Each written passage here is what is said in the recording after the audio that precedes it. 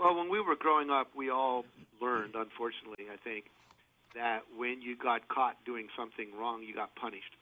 And it meant you were a bad person, go to your room, you don't get, you're grounded for a week, whatever. So we learned to avoid getting caught.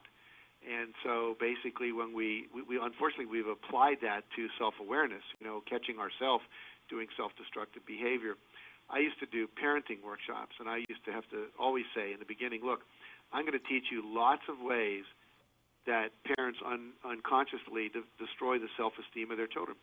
And I'm going to teach you lots of ways to stop it. I'm going to teach you ways to consciously enhance the self-esteem of your child. You have a choice. You can either feel bad that you've been doing this stuff, or you can celebrate that you're now realizing you don't have to do it anymore. So I teach people, celebrate the new awareness, and let's start creating it the way you want it. Don't beat yourself up for how you used to do it. Because I believe, one of my great teachers said once, you're always doing the best you can with the awareness, skills, and resources you have, and you always did. And literally, if you could have done better, you would have. But you were missing some awareness. You were missing some skill. You were missing some resource.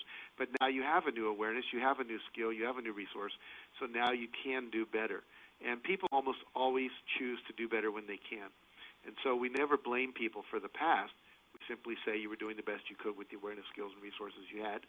Now you have new resources. Let's do better.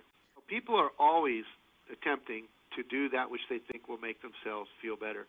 A gang member on a street in southern L.A., South L.A., who is, robbing a 7-Eleven store, is doing it because he thinks it's going to make him feel better. He's going to have money. He's going to have respect of his gang, etc.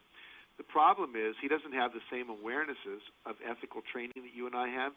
He doesn't have the same skills that he might have not gotten in school because he was dyslexic or dropped out or, got kicked out, or his parents were coked out and so he has some brain damage or whatever. In other words, he's doing the best he can to meet basic psychological and physical needs. And when we give that child better skills and resources, awarenesses through education, through rehabilitation, they will choose to do better.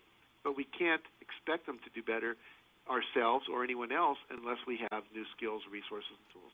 Well, I basically, we've been talking about all along that basically I think the power of our mind is so much greater than the mere power of our physical efforts.